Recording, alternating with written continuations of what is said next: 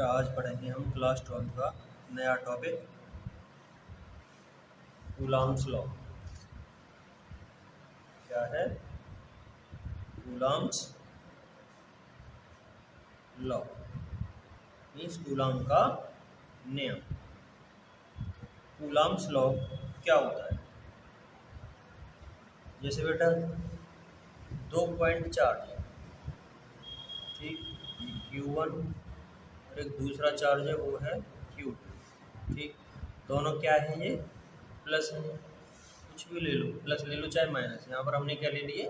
Plus charge. और ये दोनों पॉइंट चार्ज जो है कितनी दूरी पर आपस में हैं, means separation between the 2 point charge क्या है? हमने मान लिया वो डिस्टेंस है इनके बीच की R, ठीक। तो ये बताओ पॉइंट जो हमारा Q1 है, चार्ज पॉइंट चार्ज, उस पर फोर्स Q2 के द्वारा किस डायरेक्शन में लगेगा? देखो ये भी प्लस चार्ज है, ये भी प्लस चार्ज है, तो क्या होगा? रिपल्सन होगा। तो Q2 के द्वारा Q1 पर force F12 means force on 1/2, ठीक है, F12।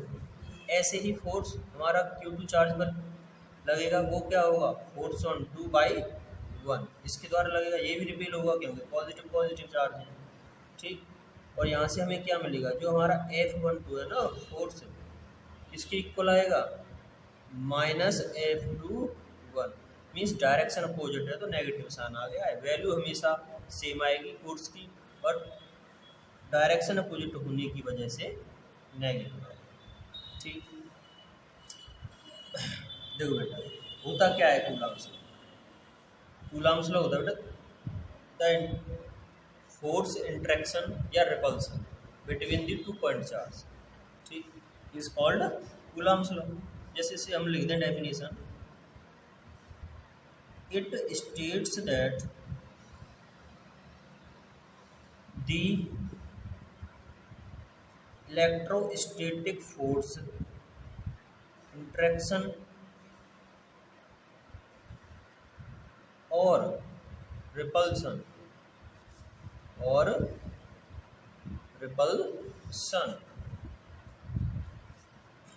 बिटवीन 2 पॉइंट चार्जेस, ठीक है बेटा। किस किस के बीच में? It states that the electrostatic force interaction और repulsion between 2 point charges, 2 point के चार्ज में जो फोर्स होता है या तो इंटरेक्शन हो या रिपल्सन, वही क्या है? हमारा कूलॉम्स लॉ है। और देखो सेकंड, सबसे पहले इसको भी लिख सकते हो, और दूसरा देखो, जैसे हमारा जो फोर्स है ना वो क्या होता है? डायरेक्टली प्रोपोर्शनल होता है किसके? Product of Q1 and Q2। जो बोथ हमारे चार्जेस हैं उनका हम प्रोडक्ट करेंगे तो उसके डायरेक्टली प्रोपोर्शनल होता है फोर्स। अगर एनी वन चार्ज कुछ भी हो, या Q1 हो या Q2, ये इनमें से एक अगर इंक्रीज होगा तो फोर्स भी इंक्रीज होगा, ठीक, और डिक्रीज होगा चार्ज तो फोर्स भी डिक्रीज होगा, ठीक है।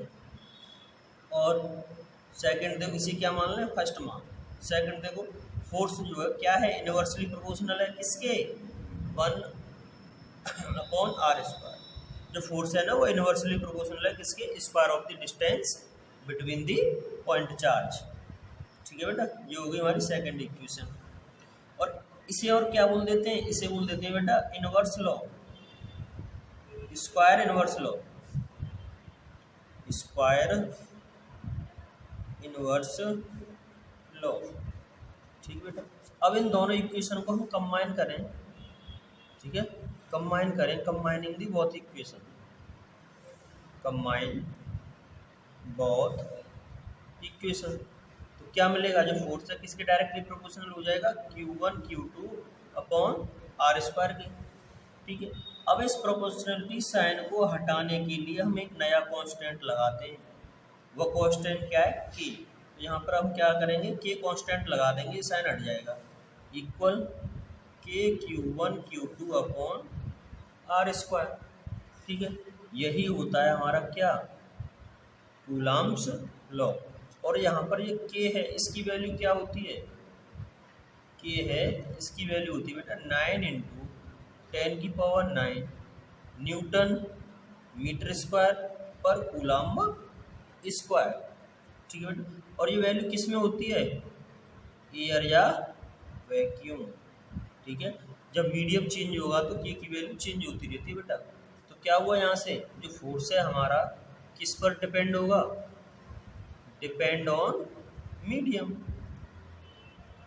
जो मीडियम होगा, अलग अलग मीडियम होंगे तो अलग अलग फोर्स लगेगा। जब फोर्स डिपेंड है तो के यहाँ पर है ही है, तो के किस पर, के भी क्या डिपेंड होगी, मीडियम पर डिपेंड होगी। के भी क्या होगी, डिपेंड ऑन मीडियम। ठीक, और देखो के की जगह क्या लगा देते हैं, तो के इक्वल और क्या हो जाता है बेटा, के इक्वल आ जाता है 1/4πε। ठीक है, जब एयर और वैक्यूम की बात होती है तो हम बेटा यहाँ एप्सिलॉन नॉट लगा देते हैं। Epsilon not means permittivity of free space. ठीक है, और जो एप्सिलॉन होता है वो होता है परमिटिविटी। ठीक है, जो जो मीडियम होगा उसके लिए लग जाएगी।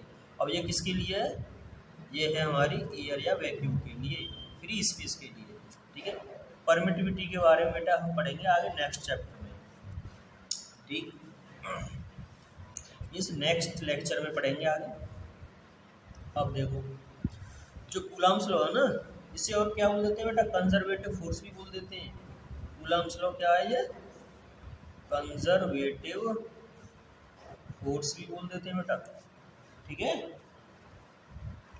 अब इसकी यूनिट क्या निकालते हैं, और देखो जब ये के की वैल्यू 9 × 10⁹ है तो यहाँ से फोर्स क्या आ जाएगा, हमारा फोर्स आ जाएगा, के की जगह इसे लगा देंगे तो क्या आएगा, 9 × 10⁹ Q1 Q2/r²। ये भी हो जाएगा, और क्या हो जाएगा, और हो जाएगा बेटा, देखो ये F इक्वल और क्या लगा दें के की जगह 1/4πε0 Q1 Q2/r²। ठीक है, ये भी हो जाएगा। ठीक, ये है हमारा क्या, कूलम्ब्स लॉ। और जो इलेक्ट्रोस्टैटिक फोर्स होता है ना बेटा, जो फोर्स हमारा ये वाला फोर्स, इसे क्या बोलते हैं हम, जो हमारा ये इलेक्ट्रोस्टैटिक फोर्स है इसे बेटा सेंट्रल फोर्स भी बोल देते हैं, सेंट्रल फोर्स। ठीक, ये हो गया हमारा कूलम्ब्स लॉ। कूलम्ब्स लॉ क्या होता है, F इक्वल के Q1 Q2/r²।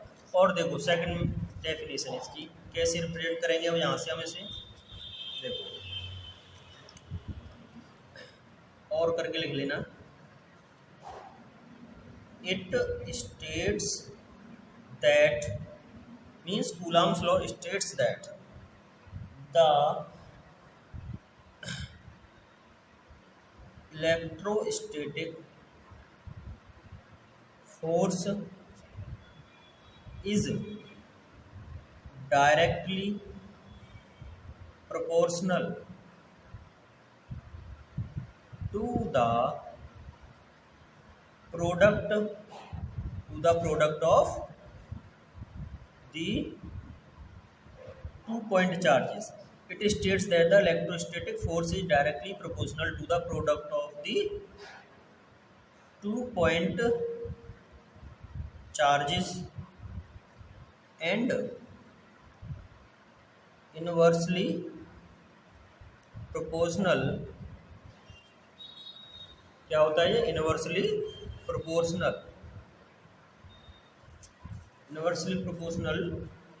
To the square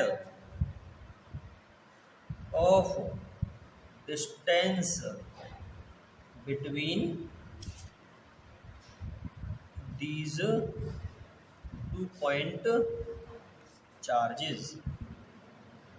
क्या होता है, कूलम्ब्स लॉ ये होता है ना, जो फोर्स है ना वो क्या होता है, डायरेक्टली प्रोपोर्शनल होता है किसके, product of the 2-point charges. Means Q1 और Q2 के प्रोडक्ट के डायरेक्टली प्रोपोर्शनल हो गया जो।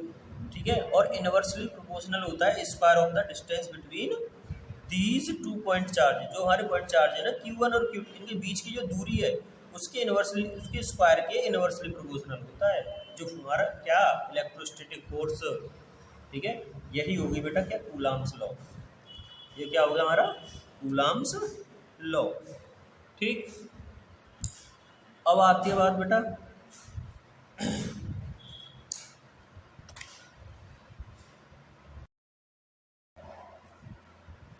अब स्टार्ट करेंगे Coulomb's law in vector form. वही सेम 2 पॉइंट चार्जेस Q1 और Q2 दोनों क्या है, प्लस प्लस है, ठीक है। इन दोनों के बीच की दूरी कितनी है, R मान लिया हमने।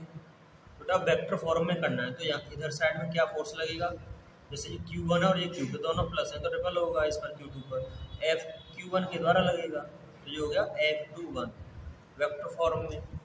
इधर डायरेक्शन में Q1 पर क्या लगेगा, F1 मीन्स 1 पॉइंट पर लगेगा, किसके, दूसरे के द्वारा F12, ठीक।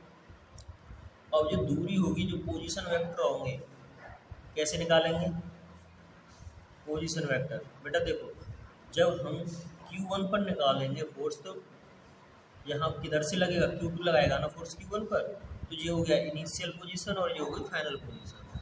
तो हम वेक्टर निकालेंगे ना, तो उसे बोलते हैं हम इसके लिए पोजीशन वेक्टर, इस वाले फोर्स के लिए 1 2 R12 वेक्टर R12, और वेक्टर R12 क्या होगा, vector R1 minus vector R2 means जो हमारी फाइनल पोजीशन है उसमें से इनिशियल पोजीशन माइनस करेंगे, वही तो हमारी पोजीशन आएगी, डिस्टेंस आएगा, ठीक है।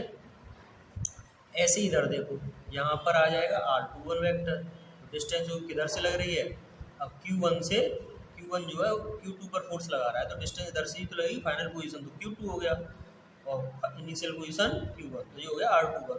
तो इसके लिए आएगा R2 vector minus R1 vector. तो हमारा फॉर्मूला क्या होता है कूलम्ब्स लॉ से फोर्स का, तो ये होता है F is equal to K Q1 Q2 upon R square, ठीक है बेटा।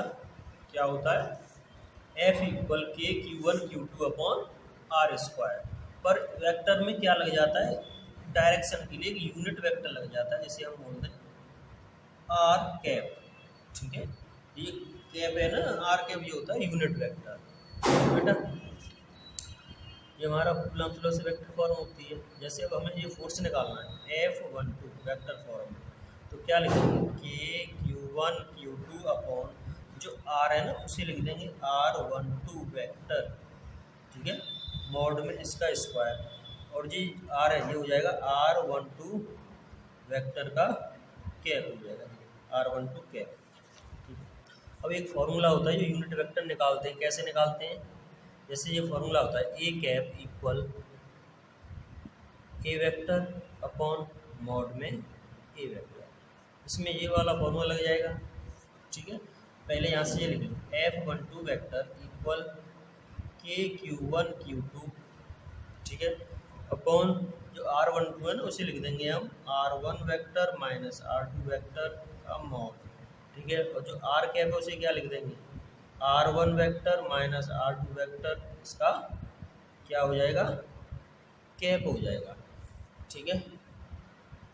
अब यहाँ से ये कैप हटाना है हमें, तो कैसे करेंगे F12, ठीक है, equal K Q1 Q2 upon mod में R1 माइनस का R2, ठीक है बेटा। अब इसे क्या लिख देंगे हम, इसे लिख देंगे ये जो कैप वाला फॉर्मूला है ना उससे, जो वेक्टर ए वेक्टर तो ऊपर आ जाएगा, तो ए वेक्टर ये पूरा है R1 minus R2 vector upon R1 vector minus R2 vector का ये मॉड आ जाएगा, ठीक है, इसकी वैल्यू जो आएगी। तो यहाँ से force निकलाएगा F12 equal K Q1 Q2, ठीक है। अब देखो ये स्क्वायर लग रहा है, R1 माइनस R2 वेक्टर का स्क्वायर आएगा, ये स्क्वायर है ना R12, तो कोई डिस्टेंस होते बीच में उसका स्क्वायर होता है, तो ये स्क्वायर और एक पावर ये, तो क्या हो जाएगा ये R1 माइनस के R2 वेक्टर का क्यूब, ठीक है बेटा। और इधर रह जाएगा vector R1 vector minus R2 vector, यही हो गया हमारा फॉर्मूला किस फॉर्म में, Coulomb's law in vector form. और यहीं से हमें निकालना हो F21, तो क्या होगा, सेम वही रहेगा कि Q1 Q2 अपॉन, और ये चेंज हो जाएगा R2 आगे और R1 पीछे, तो इसमें हो जाएगा R2 vector minus R1 vector इसका क्यूब, और यहाँ पे क्या हो जाएगा R2 vector minus R1 vector, ठीक है, ये हो गया F21, ठीक है। अब यहाँ से देखो 11th क्लास में मैंने पढ़ाया,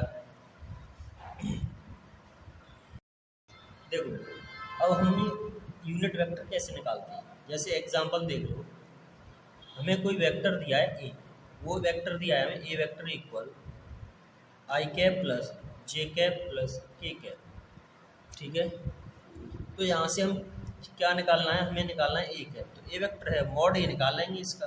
तो मॉड ए निकालेंगे तो मॉड ए निकालते हैं हम, कैसे निकालते हैं, मॉड ए निकालेंगे अंडर रूट में आई के जो क्या है, ये कोफिशिएंट जो होते हैं आई जे के, उनका स्क्वायर करके ऐड कर देते हैं। जैसे आई का क्या होगा, आई के आगे 1 है तो 1 का स्क्वायर प्लस जे के साथ भी क्या है 1 है तो 1 का स्क्वायर प्लस के साथ भी 1 है तो 1 का स्क्वायर। तो मॉड ए क्या आएगा यहाँ से, अंडर रूट में 1 प्लस 1 प्लस 1, तो मॉड ए वेक्टर इक्वल आ जाएगा अंडर रूट में 3, ठीक है बेटा।